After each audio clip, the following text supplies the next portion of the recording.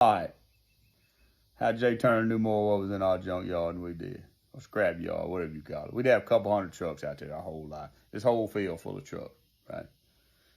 Never had to worry about what we was going to do or had to build or something parts. But this is how it would go. Normally, somebody would drive up, daddy sold parts. People knew it. Had to make end meet, man. We was poor. Person would drive up, be the kid, daddy, out there working. Jay Turner most time, and probably 4 or 5 other kids that were just friends. Customer would say, Mr. Land, you got a 4-speed transmission for a 78 Chevrolet 2-wheel drive? Daddy's thinking for a minute. I don't know. Jay Turner said, now, Johnny, if you go back there, you know where that old 307 Oldsmobile turned upside down? You know the one that burnt the valve in that car, and y'all was trying to figure out what the miss was, couldn't never figure it out, and then you changed motor, then you figured out how to burn valve. Okay, well, if you take a left at that motor, and you go over there to where that old fish truck y'all had, that 79 is, the one where it broke down on that throat dry shaft, and we had to put sockets to taking place for universal joint caps on there to get us back home from Edward? Okay, all right. Well, you take a right at that truck.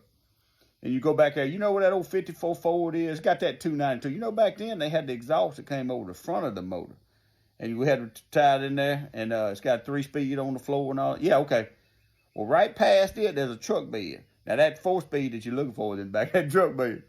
And Daddy, we be looking at him, like old Fred Lamont look at Smitty when Hoppy start talking on Fred Sanford.